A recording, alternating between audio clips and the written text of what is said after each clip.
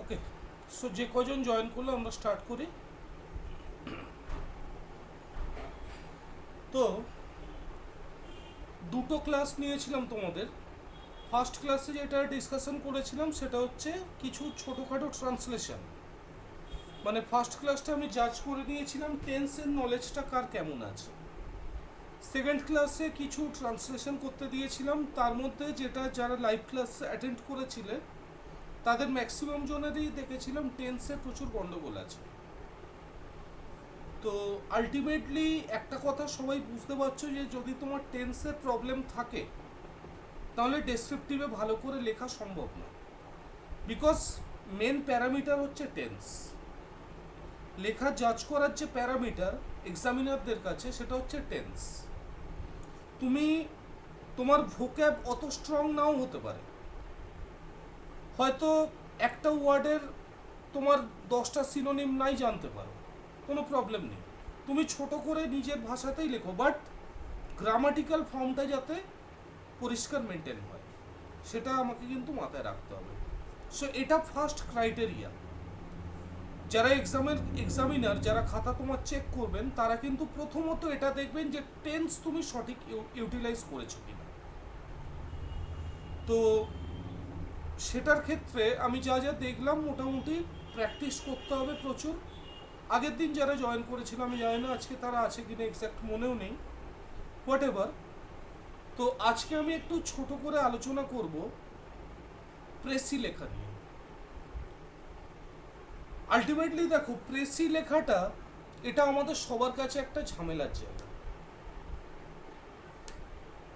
যে কোনো পরীক্ষা, পিএসসি ক্লার্কশিপ বলো, পিএসসি মিসলেনিয়াস বলো, বা কোর্টের এক্সাম বলো, বা এসআই বলো, বা ওদিকে তোমার ডব্লিউবিসিএস মেন বলো, যে কোনো ক্ষেত্রে আমার প্রেসি লেখাটা হচ্ছে সবচেয়ে ঝামেলা করতে হবে। কেন, ট্রান্সলেশন তুমি থোড়বড়ি খাড়া একটা করে দিতে পারবে, রিপোর্টও তাই ছোটোবেলা থেকে রিপোর্ট লিখে আসছি, ট্রেন অ্যাক্সিডেন্ট, ওই বোট দুর্ঘটনা, ট্রি প্ল্যান্টেশন প্রোগ্রাম, ছোটোখাটো মোটের ওপর একটা গুছিয়ে লিখে দিয়ে আসতে পারবো। সমস্যা হচ্ছে আমাদের সবচেয়ে ভাইটাল হয়েছে এই প্রেসিতে এসে 90% স্টুডেন্ট তারা কি করে না, প্রেসিতে যে যে ওয়ার্ডগুলো আছে যেগুলো ইম্পর্টেন্ট মনে হয় সেগুলোকে আগে আন্ডারলাইন করে। তোমাদের ক্ষেত্রেও অনেকে হয়তো তাই করো, আগে যেগুলোকে ইম্পর্টেন্ট ওর লাইন মনে হয় সেগুলোকে আন্ডারলাইন করে নেয়, তারপরে ওই লাইনগুলোকে একটু এদিক সেদিক করে এটা লিখে দিয়ে চলে আসে, বাট ওইভাবে নাম্বার দেবে না। বিকজ প্রেসি লেখার ফার্স্ট যে প্রথম ক্রাইটেরিয়া সেটা হচ্ছে নিজের ভাষায় লেখা। আমাকে মনে রাখতে হবে প্রেসি আর সামারি এই দুটো কিন্তু সম্পূর্ণ আলাদা। প্রেসি আর সামারি একদম আলাদা জিনিস। ডিফারেন্স কি? ফার্স্ট অফ অল যেটা মনে রাখতে হবে, প্রেসিতে স্ক্রিন শো করছে সবার কাছে, সবাই স্ক্রিন দেখতে পাচ্ছ তো? প্রেসির ক্ষেত্রে যেটা আমাকে মেনলি মনে রাখতে হবে, প্রেসি মানে হচ্ছে কোনো একটা প্যাসেজ তার সেন্ট্রাল আইডিয়াটুকু, তার সেন্ট্রাল আইডিয়াটুকুই হচ্ছে প্রেসি। অর্থাৎ কি বলতে চাইছে সেই প্যাসেজটার মাধ্যমে। সেখানে সামারি কিন্তু সম্পূর্ণ আলাদা জিনিস। সামারি বা সাবস্টেন্স কোথাও কোথাও থাকে, একই জিনিস সামারি বা সাবস্টেন্স। তো সামারি মানে হচ্ছে তুমি কোনো একটা জিনিসকে ভালো করে বোঝো, দুটো ক্ষেত্রেই তোমাকে প্যাসেজ দেওয়া থাকবে। প্রেসিতেও একটা প্যাসেজ দেওয়া থাকবে, সামারিতেও একটা প্যাসেজ দেওয়া থাকবে। বাট সামারি মানে হচ্ছে তোমাকে কোনো একটা প্যাসেজ দেওয়া, সেটাকে কনডেন্স করব, কম্প্রেস করব, ছোট করে লিখব। বোঝাতে পারছি আমি? সেটাকে ছোট করে কাটেল করে আমরা সেটাকে একটা তার জিস্টটা লিখব। হোয়ারাস প্রেসি কিন্তু সম্পূর্ণ আলাদা জিনিস। প্রেসিতে তোমাকে মনে রাখতে হবে যে প্রেসি মানে কিন্তু কোনো কিছুর জিস্ট নয়। জিস্ট হলো সামারি, বাট প্রেসি হলো কোনো কিছু সেন্ট্রাল আইডিয়াটা, মানে ওই প্যাসেজটার মাধ্যমে লেখক কি বোঝাতে চাইছেন সেই আইডিয়াটাকে ফোকাস করার নামই হলো প্রেসি। এবার প্রেসি লিখতে গেলে কয়েকটা জিনিস তোমাকে মাথায় রাখতে হবে। সেটা হচ্ছে ফার্স্ট অফ অল, প্রেসির জন্য তোমাকে আলাদা সিট দেওয়া হবে বেশিরভাগ পরীক্ষাতেই। সিটটা কেমন হবে? ঠিক এরকম একটা সিট দিয়ে দেবে।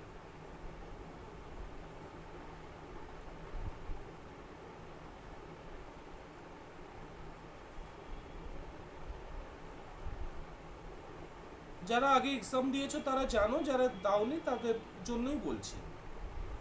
এরকম একটা সিট তোমাকে দেবে আলাদা করে প্রেসি লেখার জন্য।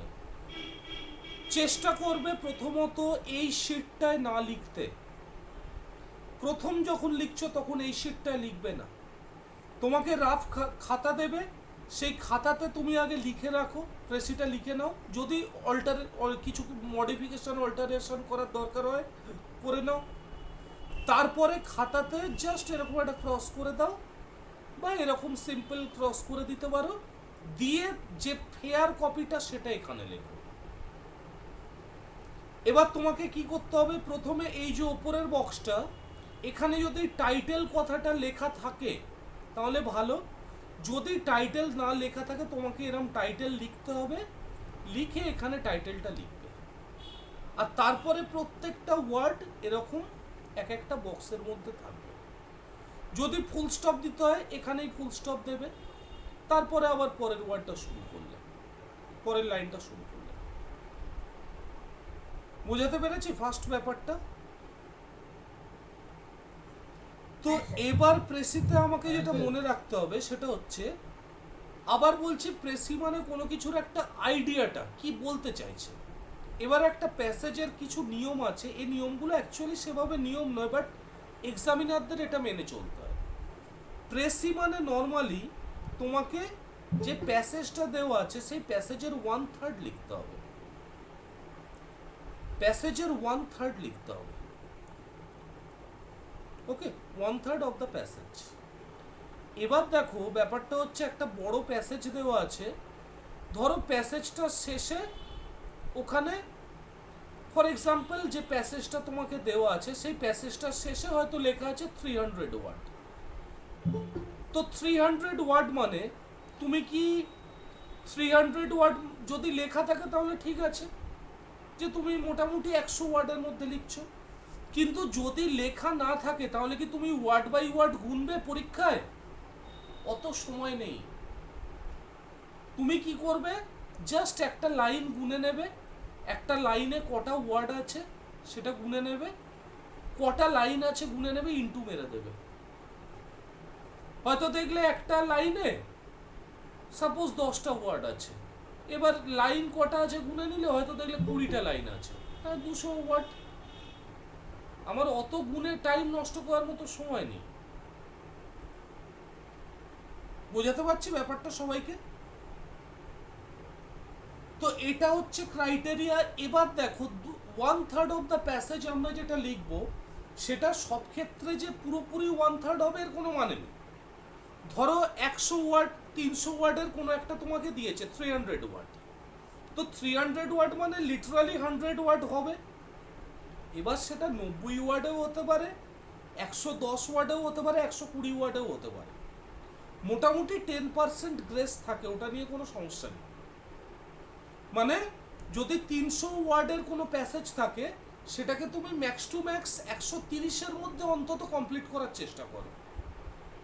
যদি না হয় আরেকবার অল্টারনেট করো, কিছু জায়গাকে কম্প্যাক্ট করো, কিছু জায়গাকে বাদ দাও, মডিফিকেশন করো। বুঝাতে পারছি ব্যাপারটা? তো এরকমভাবে কিন্তু তোমাকে চেষ্টা করতে হবে, যদি 300 ওয়ার্ডের হয় তাহলে অন্তত 130-এর মধ্যে শেষ করতে। এবার যদি কেউ সেটা 80 ওয়ার্ডের মধ্যে শেষ করতে পারে, সমস্ত পয়েন্টকে ফোকাস করে, এইটা কিন্তু ভাইটাল। অনেকে দেখা গেল একটা 300 নম্বরের 300 ওয়ার্ডের প্যাসেজ দিয়েছে, তো 300 ওয়ার্ডের প্যাসেজটাকে সে ভাবলো আমি যত ছোট করব তত বেশি নাম্বার পাবো। না, সেই করতে গিয়ে দেখা গেল সে একটা মোক্ষম পয়েন্ট মিস করে গেল, সে কিন্তু নাম্বার কম পাবে। তোমাকে first of all you have to make sure that you have touched all the points. বোঝাতে পারছি ব্যাপারটা? যদি তুমি সমস্ত পয়েন্ট টাচ না করো, you will not be awarded write marks. So this is the first criteria যে তোমাকে সমস্ত পয়েন্টটাকে বুঝে নিতে হবে, বুঝে নেওয়ার পর সেটাকে 1/3 এর কাছাকাছি একটা জায়গায় নিয়ে আসতে হবে। এবার তুমি যদি 300 ওয়ার্ডের কোনো একটা প্যাসেজ আছে, তুমি সমস্ত পয়েন্ট টাচ করে সেটাকে 60 ওয়ার্ডে লিখলে, you will be awarded the highest mark. But সেটার জন্য you need regular practice, otherwise precis ভালো লিখে আসতে পারবে না without regular practice, right? So তাহলে ফার্স্ট অফ অল আমরা কি বুঝলাম? Number 1/3 of the passage. দ্বিতীয় যে পয়েন্টটা খুব ভাইটাল প্রেসির ক্ষেত্রে, সেটা হচ্ছে টাইটেল। এই টাইটেল না দিলে কিন্তু প্রেসি দেখা হবে না। তুমি খুব ভালো লিখে এলে, টাইটেল লিখলে না, কেটে দেবে। আর টাইটেলটা কেমন ভাবে লিখবে এই যে দেখিয়ে দিলাম। যদি টাইটেল লেখা থাকে তাহলে খুব ভালো, যদি না লেখা থাকে তুমি টাইটেল বলে লিখবে, লিখে একটা কোলন দিয়ে টাইটেলটা লিখবে। আর টাইটেলের যে ফার্স্ট ওয়ার্ডগুলো সেগুলো ক্যাপসে লিখবে। খুব ভালো হয় যদি টাইটেলটা, এই জন্য না ইডিয়ামসটা জানা খুব দরকার। বেস্ট নাম্বার দেয়, দেখো প্রেস খুব ভালো করে একটা জিনিস বোঝো, আমার দরকার পরীক্ষায় আমাকে নাম্বার তুলতে হবে। এবার প্রত্যেকটা এক্সামিনার, এক একজন এক্সামিনারের কাছে হয়তো দেখা গেল 500,000 খাতা এসে পৌঁছেছে। তুমিও যদি নিজে এক্সামিনার হও, একটা জিনিস চিন্তা করো, তোমার কাছে হয়তো 1000 খাতা এসছে, তুমি কি করবে? আগে কিন্তু টাইটেলটা দেখবে, তাই না? টাইটেলটা যদি পছন্দ হয় তখনই কিন্তু তুমি বাকিটা আরো ভালো করে পড়বে, ঠিক কি না? সুতরাং এই টাইটেলটা দেওয়ার ক্ষেত্রে কিন্তু যেটা খুব ভালো করে মনে রাখতে হয় সেটা হচ্ছে, সব ক্ষেত্রে পসিবল হয় না, বাট চেষ্টা করবে কোনো একটা ইডিয়ামস দিয়ে টাইটেল দেওয়ার, খুব ব্যাপক নাম্বার দেবে। তার জন্য তোমাকে ইডিয়ামস ভালো করে পড়তে হবে। ক্লিয়ার? তাহলে এটা গেল দ্বিতীয় পয়েন্ট। থার্ড পয়েন্ট যেটা মনে রাখবো সেটা হচ্ছে, এটা খুব ভেরি ভেরি ভাইটাল, সেটা হচ্ছে নো এক্সাম্পল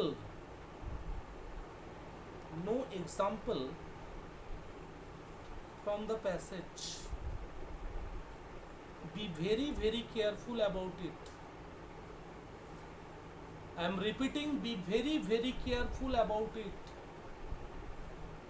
প্যাসেজ থেকে তুমি কোনো এক্সাম্পল নিতে পারো না। আমি একটা উদাহরণে আসি, এক্সাম্পল কি রকম ভাবে হয়। ধরো আমি একটা, ফর এক্সাম্পল আমি একটা প্রেসি বলছি যে তোমাকে এটা তোমাদের করাবো পরে। ধরো এরকম বললো, একটা এই রিগার্ডিং প্যাসেজ দিয়েছে যে কোনো মানুষের বাহ্যিক রূপ, কোনো মানুষের যে বাহ্যিক রূপ বা outer look, that does not matter. মানুষের বাহ্যিক রূপটা কোনো ম্যাটার করে না, তার কর্ম, সে কেমন কর্ম করছে সেটাই ম্যাটার করে। এবার এই সংক্রান্ত বিভিন্ন কথাবার্তা বলছে যে মানুষের কর্মই হলো আসল, বাহ্যিক রূপটা কোনো কিছু নয়।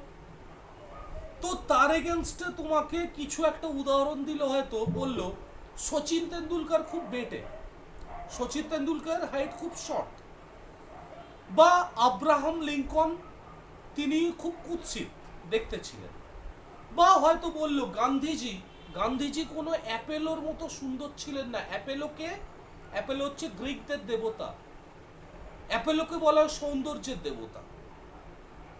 তো বলছে গান্ধীজি কোনো অ্যাপেলো ছিলেন না। এটা কি দিচ্ছেন? একটা এক্সাম্পল দিচ্ছে। কি কিসের এক্সাম্পল? না এই আইডিয়াটাকে আরো বেশি করে ফোকাস করার জন্য যে মানুষের বাহ্যিক রূপটা কোনো ম্যাটার করে না, মানুষের কর্মেই তার আসল পরিচয়। তো এই ধরনের তোমাকে আগে বুঝতে হবে কোনটা এক্সাম্পল দেওয়া আছে। কোন রকম এক্সাম্পল প্যাসেজ থেকে তুমি নিতে পারবে না। You have to put down only the central idea. কি বলতে চাইছে, কি বোঝাতে চাইছে। এবার প্যাসেজে কোনো একটা আইডিয়াকে এস্টাবলিশ করার জন্য লটস অফ এক্সাম্পল দিতে পারে, সেটা রাইটারের মন পছন্দ অনুযায়ী। একটা আইডিয়াকে এস্টাবলিশ করার জন্য তিনি হাজার একটা এক্সাম্পল দিচ্ছেন, বাট তুমি প্রেসিতে লিখতে পারবে না। তুমি যখন প্রেসিতে লিখবে তখন কিন্তু সেক্ষেত্রে কোনো এক্সাম্পল নিতে পারবে না, জাস্ট সেন্ট্রাল আইডিয়া বা যে জায়গাটা যে পয়েন্টের উপর ফোকাস করছে সেটাকে লিখতে হবে। প্রত্যেকের কাছে ক্লিয়ার? আমি আরো যখন পড়াবো তখন জিনিসটা আরো ক্লিয়ার হবে। তাহলে এটা গেল। আরেকটা জিনিস মনে রাখবো, এটা সব ক্ষেত্রে পসিবল হয় না, বাট চেষ্টা করো। সেটা হচ্ছে no word from the passage, no word from the passage except naming word, except naming word। এইটাকে যদি করতে পারো তাহলে কিন্তু তোমার নাম্বার প্রেসিতে বাড়তে বাধ্য, এক্সামিনার তোমায় নাম্বার দেবে। আমি কি বললাম? No word from the passage except naming word. মানে ধরো নেমিং ওয়ার্ড মানে কি, সাপোজ ফর এক্সাম্পল হয়তো ডেমোক্রেসি নিয়ে কিছু একটা দিয়েছে, গণতন্ত্র, তো ডেমোক্রেসি কথাটা নেমিং ওয়ার্ড, তোমাকে ওটা রাখতেই হবে। বা এডুকেশন রিগার্ডিং কোনো কিছু একটা দিয়েছে, এডুকেশন নেমিং ওয়ার্ড, সরি। তো তোমাকে চেষ্টা করতে হবে এই যে নেমিং ওয়ার্ডগুলো আছে, এই নেমিং ওয়ার্ডগুলোকে বাদ দিয়ে আর কোনো ওয়ার্ড প্যাসেজ থেকে না নেওয়ার। তার জন্য you need a broad vocabulary.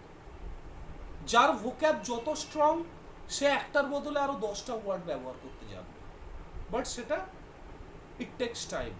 তুমি যত টাইম দেবে ততই কিন্তু তোমার ভোক্যাব ডে বাই ডে বাড়বে, বিকজ এটা কোনো একদিনের প্রসেস নয়, এটা ডে বাই ডে তোমাকে নিজেকে ইমপ্রুভ করতে হবে। সুতরাং এটা একটা প্রেসির কিন্তু পয়েন্ট। আরেকটা জায়গা মনে রাখতে হয়, প্রেসি সবসময় কিন্তু চেষ্টা করবে, সবসময় চেষ্টা করবে প্রেসি থার্ড পারসন ল্যাঙ্গুয়েজে লেখার, থার্ড পারসন ল্যাঙ্গুয়েজে লেখার। মানে কোথাও দেখছো আই বা উই দিয়ে বলছে বা ইউ দিয়ে বলছে, কিন্তু তুমি যখন লিখবে না তখন কিন্তু হি বা শি বা দ্য অথর দিয়ে লিখবে। অথর এটা বলেছেন বা হি সেড দিস। তো এই হচ্ছে, আরো বেশ কিছু রুলস আছে, কিন্তু সেগুলোকে আর জানার আমার মনে হয় না আর জানার দরকার আছে। এই কটা জিনিসকে যদি তুমি প্রপারলি ফোকাস করো তাহলে প্রেসি লিখতে তোমার কোনো অসুবিধা হবে না। শুধু এই কয়েকটা জিনিস আমাকে মাথায় রাখতে হবে। এবার আমি চলে আসি একটা প্রেসির এক্সাম্পল।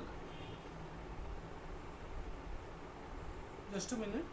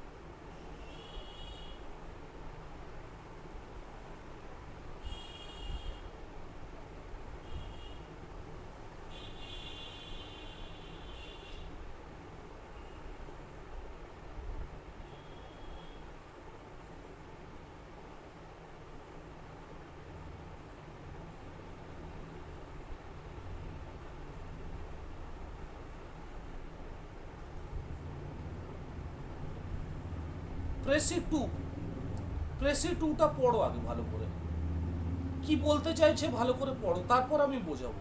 আগে নিজেরা পড়ো।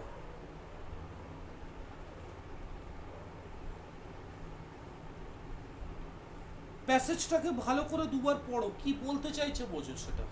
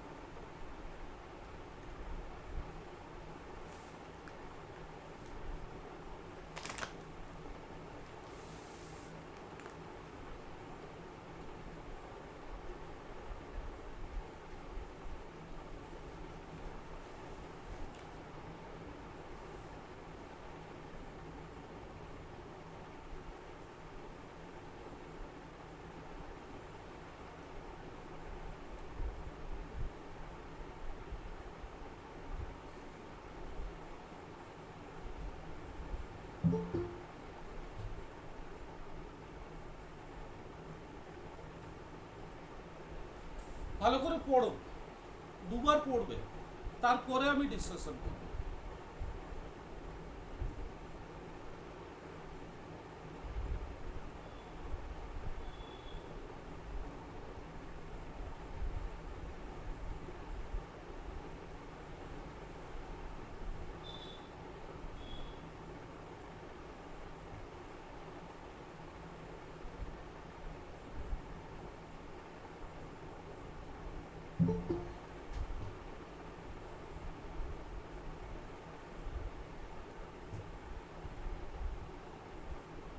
পড়া হয়ে গেলে বলবে।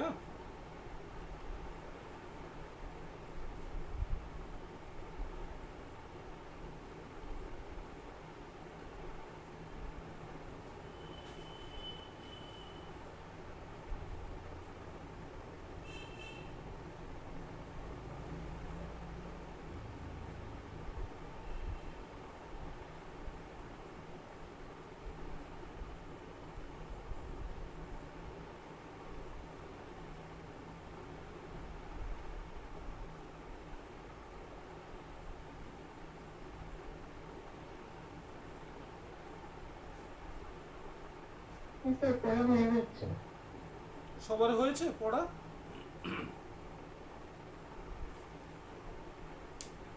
হ্যাঁ স্যার হয়ে গেছে। বেশ, আমি বলি একটু, আগে আমি বলি তারপর তোমরাই করবে এটা। দেখো প্রেসিটা বলছে, প্যাসেজটা এটা বলছে, বলছে the key to success in life is to seize an opportunity as soon as it presents itself. অর্থাৎ জীবনের সাফল্যের যে চাবিকাঠি সেটা হলো কোনো একটা অপরচুনিটি যেই না সামনে আসে সাথে সাথেই সেটাকে গ্রহণ করা। তাহলে এই লাইনটা খুব ইম্পর্টেন্ট লাইন, যে জীবনের সাফল্যের চাবিকাঠি হলো কোনো একটা অপরচুনিটি যেই সামনে আসে সাথে সাথেই সেটিকে গ্রহণ করা। এবার কি বলছে, a blacksmith strikes the iron when it is red hot. বলছে কোন একজন কামার বা ব্ল্যাকস্মিথ সে কি করে না, সে আয়রনটাকে স্ট্রাইক করে যখন সেটা গনগনে লাল অবস্থায় থাকে। কেন না, for then it is soft, তখন এটা নরম থাকে, and he can mould it into any shape he desires. কেননা লোহাটা যখন গরম করা হচ্ছে গনগনে লাল হয়ে থাকছে, তখন যদি লোহাটাকে স্ট্রাইক করা হয় সে যে কোনো শেপে লোহাটাকে রূপান্তরিত করতে পারে, কে না কামার। কিন্তু but if by negligence he allows it to cool, যদি সে কোনোভাবে সেটাকে ঠান্ডা হতে দেয়, then no amount of hammering will yield desirable result. তাহলে সে যতই হাতুড়ি পেটাক না কেন সেটা ডিজায়ারেবল রেজাল্ট আনতে পারে না। তাহলে এই যে অংশটুকু, এই অংশটুকু কি, প্রথম লাইনটাকে, প্রথম যে লাইনের যে আইডিয়া, সেই আইডিয়াটাকে এস্টাবলিশ করার জন্য এই এক্সাম্পলটা দেওয়া হলো। আমরা কিন্তু এই এক্সাম্পলটা কখনোই প্রেসিতে লিখবো না।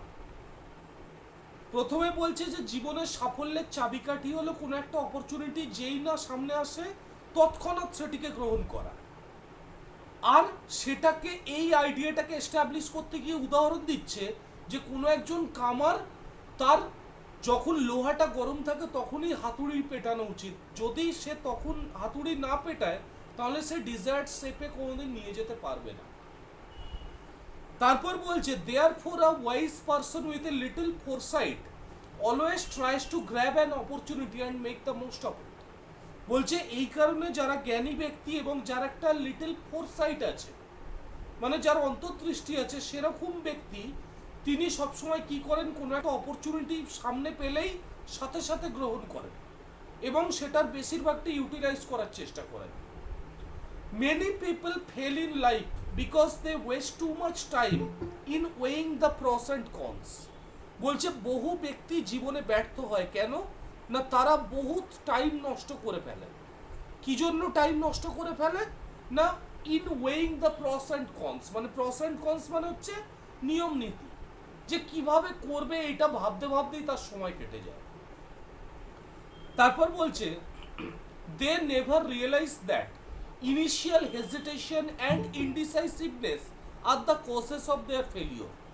বলছে তারা কখনোই এটা ভাবে না যে ইনিশিয়ালি তারা যে হেজিটেট করছে, শুরুতে তারা যে হেজিটেট করছে সেটাই, বা ইনডিসাইসিভনেস, যে তারা যে সিদ্ধান্তহীনতায় ভুগছে, সেটাই তাদের ব্যর্থতার কারণ। Such people invariably put blame on their stars and resign themselves to their fate. বলছে এই ধরনের মানুষজন ক্রমাগত কি করে না, ভাগ্যের ওপর ক্রমাগত দোষ দিতে থাকে এবং অবশেষে নিজেকে ভাগ্যের হাতে সমর্পণ করে দেয়, মানে আমার আর কিছু হওয়ার নেই। আর তারপরে কি হয়, at times they become bitter and cynical. তারা তিক্ত হয়ে ওঠে এবং সাইনিক্যাল, ক্রিটিক্যাল হয়ে ওঠে, বিকজ তারা হাল ছেড়ে দিয়েছে। তারপরের লাইনটা খুব গুরুত্বপূর্ণ, if we closely examine the key to success in life, যদি আমরা জীবনে সাফল্যের যে চাবিকাঠি সেটার ব্যাপারটাকে যদি আমরা মানে ক্লোজলি এক্সামিন করি, তাহলে উই শ্যাল নোটিস দ্যাট, আমরা দেখব যে most successful men are gifted with instinctive ability to recognise the right opportunity. বলছে সেই সমস্ত যারা সাকসেসফুল মানুষ তাদের মধ্যে একটা ইনস্টিংক্ট মানে কি, ইনস্টিংক্ট মানে হচ্ছে মানুষের, আরে কি বলে বাংলাটা বলো না, বেসিক ইনস্টিংক্ট, প্রবৃত্তি, মানুষের তাদের একটা প্রবৃত্তিগত চেতনা আছে যে তারা সঠিক সময়ে সঠিক অপরচুনিটিটাকে গ্রহণ করে, and seldom hesitate to take it, এবং তারা হেজিটেট করেই না অপরচুনিটি নেওয়ার ক্ষেত্রে, মানে যেই সামনে অপরচুনিটি পায় সাথে সাথে সেটাকে নিয়ে নেয়। এটাও খুব ইম্পর্টেন্ট লাইন। তারপর বলছে indeed an opportunity once lost is lost forever, এটাও খুব গুরুত্বপূর্ণ লাইন। বলছে যদি কোনো অপরচুনিটি হারিয়ে যায় তা চিরতরেই হারিয়ে যায়, আমরা সেটা আর ফিরে পাই না। They realise the truth of this statement, they মানে কারা, যারা সাকসেসফুল মানুষ, তারা এই স্টেটমেন্টের সত্যতাটা উপলব্ধি করতে পারে যে যদি কোনো অপরচুনিটি একবার হারিয়ে যায়, ইটস লস্ট ফর এভার। বলছে হেন্স দে নেভার ওয়েভার, এই জন্য তারা কখনোই দোলাচলের মধ্যে মানে ইনডিসাইসিভনেস, সিদ্ধান্তহীনতায় ভোগে না, and grab the opportunity at the first sign of its appearance, এবং কোনো অপরচুনিটি যেই না দেখা যায় সাথে সাথেই সেটাকে গ্রহণ করে। তাহলে পুরো জিনিসটা পড়ে আমরা কি বুঝতে পারছি, প্রথমত আমাদের যেটা বলতে চাইছে সেটা হচ্ছে জীবনের সাফল্যের চাবিকাঠি হলো কোনো একটা অপরচুনিটি যেই না আসবে সাথে সাথেই সেটাকে গ্রহণ করা। আর কিছু মানুষ যারা জীবনে ব্যর্থ তারা ভাগ্যের দোহাই দেয়, ভাগ্যের দোহাই দিতে থাকে, কিন্তু যারা প্রকৃত সাকসেসফুল মানুষ তারা সঠিক অপরচুনিটিকে চিনে নেওয়ার ক্ষমতা রাখে। তো তারাই আমাদের সমাজের সম্পদ, ব্যাস এটুকু, তারাই হলো আমাদের সমাজের সম্পদ। আমি কি প্রত্যেককে বোঝাতে পারলাম? হ্যাঁ স্যার। কারুর যদি কোথাও কেউ বুঝতে না পারো বলো, প্রথম থেকে যা যা আমি প্রেসিটা নিয়ে বলে যাচ্ছি সেই রিগার্ডিং কারুর কোথাও কোনো বোঝার প্রবলেম আছে? তাহলে ছোট করে যে যেটুকু পারো একটু লেখো তো দেখি, একটা টাইটেল দাও, টাইটেল দিয়ে লেখো।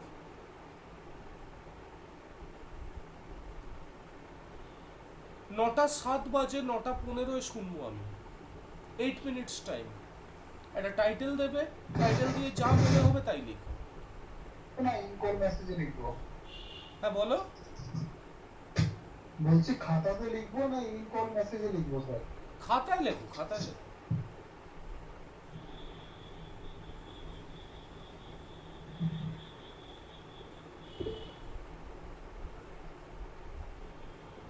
খাতায় লিখে আমাকে পড়ে শোনাবে।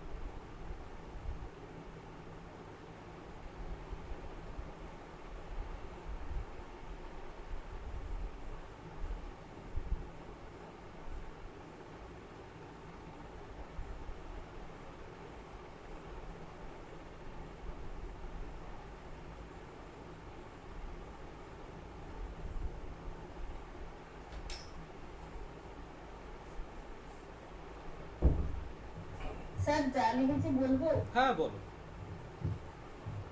স্যার আমি এখানে হেডলাইনটা যেটা করেছি সাকসেস দিয়ে কোলন দিয়েছি, কি টু বেসেলনেস বলেছি। হ্যাঁ, কি টু বেসেলনেস। কি টু বুঝলাম না, আরেকবার বলো। কি টু বেসেলনেস। বেসেলনেস, স্পেলিং হ্যাঁ স্পেলিং স্যার শুনতে পাচ্ছেন? হ্যাঁ, বেসেলনেস স্পেলিং কি?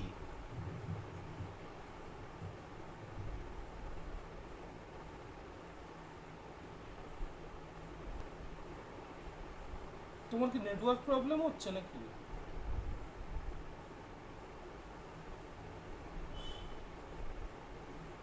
ওকে, ওর বোধহয় কিছু নেটওয়ার্ক প্রবলেম। অন্য কেউ পড়ো। স্যার আমি পড়বো। পড়ো। স্যার আমি হেডলাইনটা দিয়েছি দ্য হিস্টোরি অফ সাকসেস। আচ্ছা, আমি লিখেছি যে success and failure is the both side of a coin.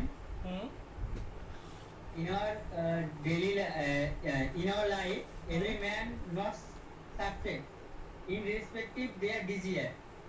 Hmm Success not what to anyone, hmm what to him. Hmm That's why successful men have ability to hard work and তারপর sir লিখছি মানে এতদিন হয়েছে তাই বললাম। আচ্ছা, হচ্ছে মোটামুটি স্যার, ভালোই হচ্ছে। হয়েছে মানে যতটা লিখেছি।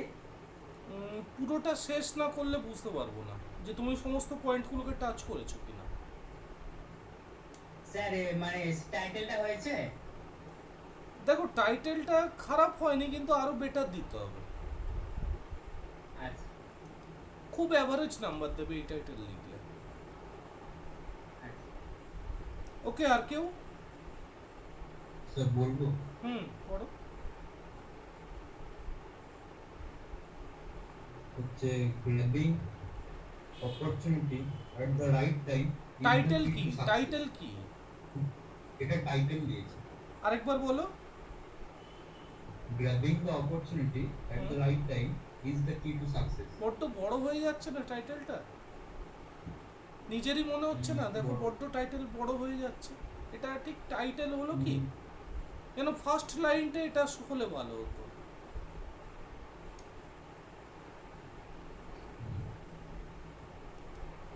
বেশ, কি লিখেছো পড়ো। One who wants to be succeeded in life should recognize the right opportunity at the right moment. Okay, It's a little bit predicament or hesitation can cause failure. Hmm. Such people becomes very malicious and blames their আচ্ছা, fate people বলে তুমি becomes কি করে বলছো? People তো Become. Plural form, become also. তাই না? Very malicious and blames their fate without understanding the fault of their own indecisiveness. Okay, Those who get success in life notices the right opportunity and grabs it. আবার সেই Without দোষ it- বলছো, দোষ বলে notices কি করে হবে? তাই না? Notice the right opportunity and grab it without any hesitation when it appears. ওকে, এইটুকু লিখেছি। ঠিক দাঁড়ালো না জিনিসটা। মানে যদি নাম্বার দেওয়ার হয় তোমাকে, কিন্তু ফ্র্যাঙ্কলি বলছি, যদি 10-এর মধ্যে দেয় 2ও দেবে না। তাহলে স্যার বলবো? এক মিনিট, তাহলে একটা জিনিস বোঝো। দেখো, আমি কিন্তু প্র্যাকটিক্যালি বলছি তোমাদের। সুতরাং নিজের ল্যাক আছে, সেটা রেকটিফাইটা নিজেকেই করতে হবে। কেউ তোমার হয়ে পরীক্ষার খাতায় লিখে দিয়ে আসবে না, তাই না?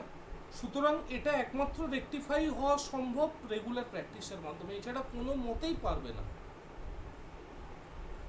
এত কিছু যে পড়ছো, প্রিলিমস ক্লিয়ার করার জন্য তোমাকে ম্যাথ শিখতে হচ্ছে, তোমাকে পাতার পর পাতা জিকে মুখস্থ করতে হচ্ছে, জিআই মুখস্থ করতে হচ্ছে, বাট উইদাউট এই পোর্শনটা তুমি দিনের শেষে চাকরিটা পাবে না। তাহলে স্যার, আলটিমেট, বলবো? হ্যাঁ পড়ো পড়ো। স্যার টাইটেলটা দিয়েছে seize the day for success. Seize the day for success, ভালো টাইটেল, বেশ ভালো title, sir seize the day এটা একটা ইডিয়ামস, আপনি বলেন ইডিয়ামস দিয়ে পড়তে। ভালো হয়েছে। এবার মানে প্যাসেজটা লিখেছে a wise man never fail to grab the opportunities to achieve success. আরেকবার একটু ধীরে ধীরে পড়ো। এ ওয়াইজ ম্যান, শুনতে পাচ্ছেন স্যার? হ্যাঁ শুনতে পাচ্ছি, পড়ো। A wise man never failed to grab the opportunities to achieve success. Failed লিখছো কেন? সেন্টেন্সটা, প্যাসেজটা পুরোটাই তো তোমাকে প্রেজেন্ট টেন্সে দিয়েছে, আচ্ছা, তো স্যার, পাস্টে never চলে fail। গেলে কেন? এটাই তো ফার্স্ট একটা বাজে ইমপ্রেশন হয়ে গেল। হ্যাঁ, never fail। নেভার ফেলস হবে, যেহেতু সাবজেক্ট সিঙ্গুলার, ভার্বের সাথে এস যোগ হবে। আচ্ছা, হ্যাঁ, তাই না? ঠিক স্যার, হ্যাঁ হ্যাঁ, একদম ঠিক। A wise man never fails to grab the opportunities to achieve success. Success depends on the right step taken at the right time. Okay, It is only the attitude that differentiate a person is successful or not. Sir আমি আপাতত এইটুকুই বলেছি। আচ্ছা, এখনো কিন্তু তুমি সমস্ত পয়েন্টকে touch করো। হ্যাঁ স্যার। স্যার বলবো? হ্যাঁ পড়ো। স্যার টাইটেল হচ্ছে গ্রাবিং অপরচুনিটি কমা দিয়ে the keystone of success. Grabbing opportunity, comma নয়, তাহলে একটা হাইফেন দাও এখানে। আচ্ছা স্যার, হাইফেন দিয়ে the keystone of success. Okay, শুরু করছি। The pillar of success is to grab the opportunity in right time. Intelligent people take it in time and get successful, but many people lost this opportunity for their laziness and later cast it into their fate hmm and into their fate মানে হুম। ভাগ্যের উপরে হুম and became unsuccessful, but Okay. opportunity is rare, hmm. so successful people take it in right time without any hesitation। এটুকু লিখেছি sir.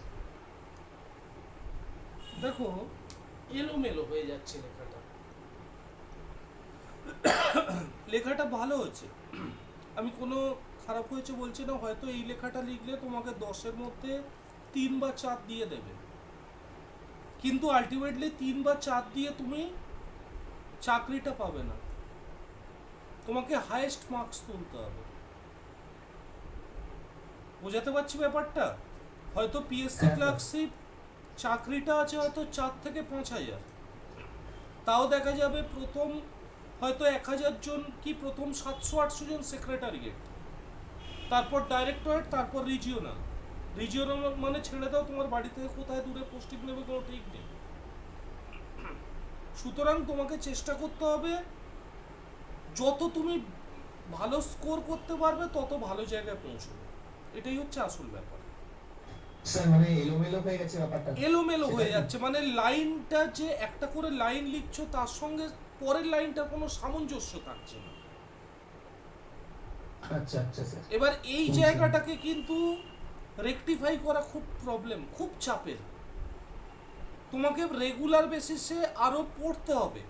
দেখো পরিষ্কার কথা, একটা জিনিস আমি আগেও বলেছি, আবারও বলছি, আজকে তোমাকে যদি বাংলায় কিছু একটা লিখতে দেওয়া হয়, তুমি কিন্তু মোটামুটি একটা লিখে আসবে, কিন্তু ইংরাজিতে লিখতে গেলে আমাদের কি কি প্রবলেম হয়? নাম্বার 1 টেন্সের প্রবলেম হয়, নাম্বার 2 যে প্রবলেমটা হয় সেটা হচ্ছে ভোক্যাবের প্রবলেম হয়, নাম্বার 3 তোমার যে প্রবলেমটা হলো এলোমেলো হয়ে যাচ্ছে লেখাটা।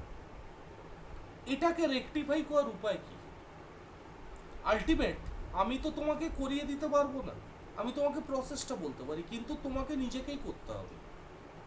সেটার উপায় হচ্ছে, আমরা সারাদিন বাংলায় কনভারসেশন করছি, বাংলা পড়ছি, বাংলায় খবর দেখছি, বন্ধুদের সাথে আড্ডাও মারছি বাংলায়। দিনে সারাদিনে আমরা নর্মাল যারা সাধারণ মানে মোটামুটি বেঙ্গলি মিডিয়াম থেকে পাস আউট, তারা ইংরাজি কতক্ষণ পড়ি সারাদিন? পড়ি কি আদৌ খুব একটা?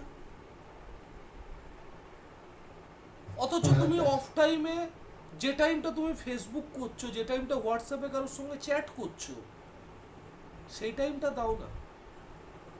তুমি গুগলে সার্চ করো, হাজার একটা, আজকে সবার কাছে স্মার্টফোন, তোমাদের প্রত্যেকের কাছে স্মার্টফোন আছে বলেই তোমরা ক্লাসে জয়েন করেছো। তো গুগলে হাজার একটা আর্টিকেল আছে, যে কোনো টপিকের উপরে সার্চ করো, পড়ো। আজকের দিনে পিডিএফ এর কোনো অভাব নেই। হোয়াটসঅ্যাপ, টেলিগ্রামে সব কিছু PDF available, news paper. Of টাইমে একটু নিউজ পেপার পড়ো। যত তুমি ভাষাটার সঙ্গে নিজের কানেকশন বাড়াবে, তত কিন্তু সেটা তোমার লেখার উপরে প্রভাব ফেলবে। সেটা তুমি বুঝতে পারবে না। যখন পড়বে মনে হবে কি হচ্ছে, বেকার পড়ে যাচ্ছি, এই নিউজটা পড়ে তো আমার কোনো লাভ নেই। কিন্তু ওই যে পড়ছো না, বারবার পড়তে পড়তে সেন্টেন্স কনস্ট্রাকশন, সেন্টেন্স সিকোয়েন্স, পুরো ব্যাপারটা সম্পর্কে না তোমার অবচেতন মনেই কিন্তু একটা আস্তে আস্তে জায়গা তৈরি হয়ে যাচ্ছে। একটা জিনিসের পরে কোনটা ম্যাচ করে তার পরের লাইনটা আসবে, সেটা অটোমেটিক্যালি তোমার সাবকনসিয়াস মাইন্ডে তৈরি হয়ে যাচ্ছে জায়গাটা। তো এটাকে বাড়াতে হবে। ভালো লিখতে গেলে যত বেশি তুমি পড়বে, তত ভালো লিখবে। বেশ, আর কেউ? স্যার আমি একটু পড়বো? হ্যাঁ নিশ্চয়ই, পড়ো। Takes right opportunity, key to success. না ম্যাডাম, টাইটেলটা একদমই হলো না। Okay. এমনি লিখেছি যেটা every successful person understands the right opportunity whenever it comes. Hmm. They evaluated the opportunity. এটা কামস and না it- বলে অ্যাপিয়ার্স বললে আর একটু ভালো লাগতো না শুনতে। হ্যাঁ হ্যাঁ স্যার, appear. Next line লিখেছি they evaluate the opportunity and execute in their life, whereas many will miss this opportunity and then to their fate and becomes dejected. ওকে, এই পর্যন্ত লিখেছি। আর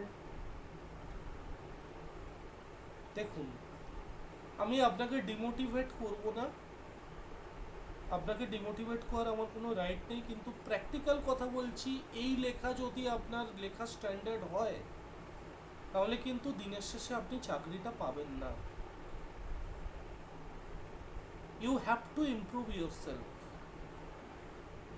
আমি আপনাকে প্রসেস বলে দিতে পারি, কিন্তু জিনিসটা আপনাকেই করতে হবে।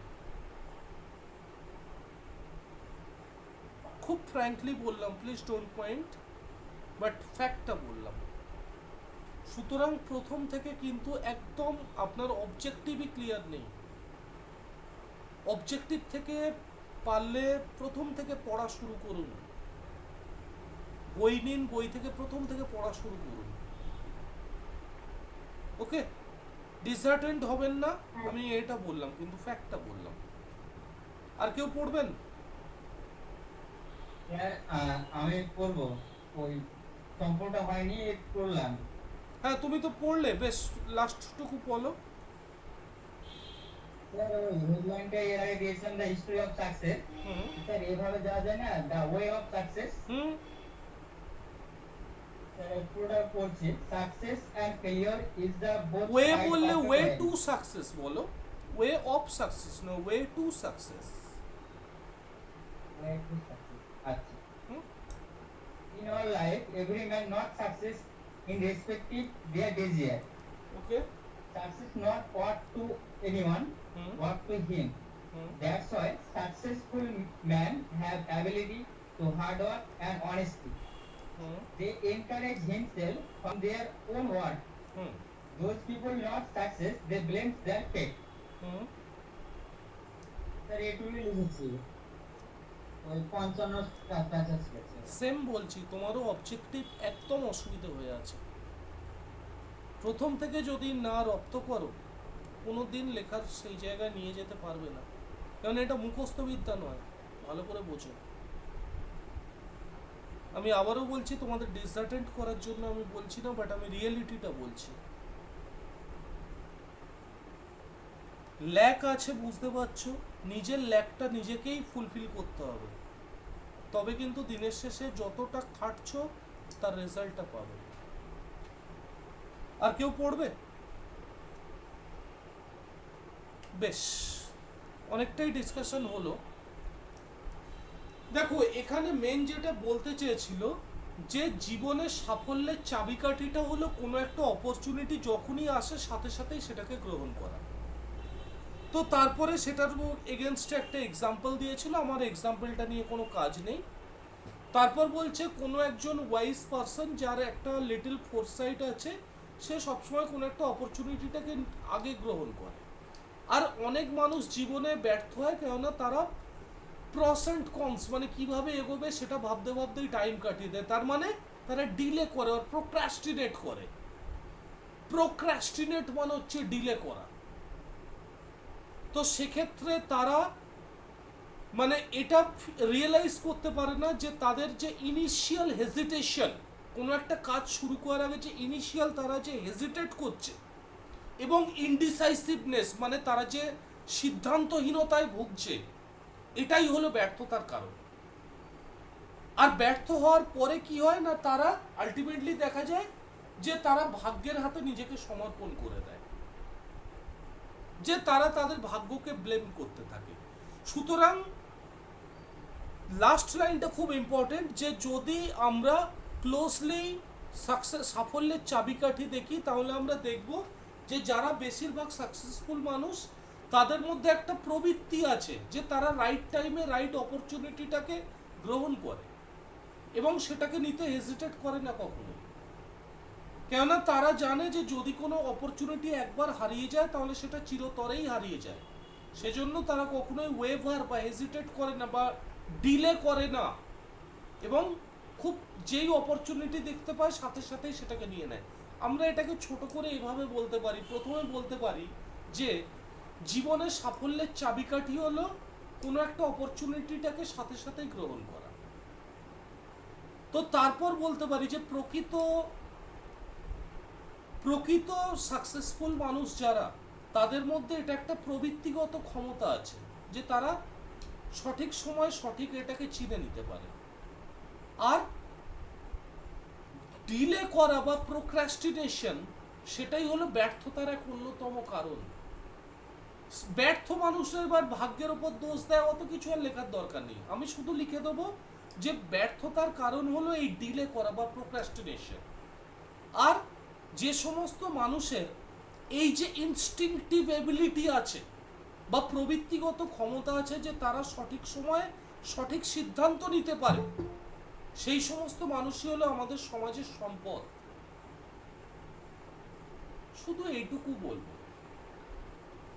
আমি বুঝতে পারছি তোমাদের প্রথম লিখতে গিয়ে একটু সমস্যা হচ্ছে। দেখো, টাইটেলটা যদি আমরা এভাবে দিই, এই টাইটেলটা এখানে খুব অ্যাপ্রোপ্রিয়েট হবে। সেটা হচ্ছে make hay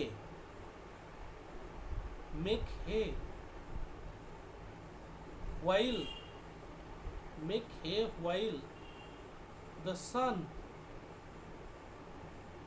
shines.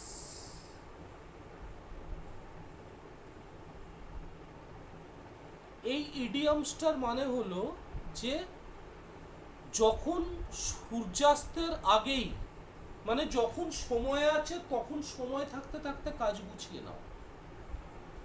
অর্থাৎ যখন সূর্যের আলো আছে তখনই জ্বালানি প্রস্তুত করে রাখো, না হলে রাতের অন্ধকারে জ্বালানি খুঁজে পাবে না। তার মানে কি, সঠিক সময়ে সঠিক কাজটা করো। এটাকে আমরা টাইটেল দিতে পারি, বা তোমরাও যে টাইটেলগুলো বলছিলে খারাপ হবে না, ভালোই টাইটেল। তো এটার এগেনস্টে কেমন ভাবে লিখতে হবে আমি বললাম।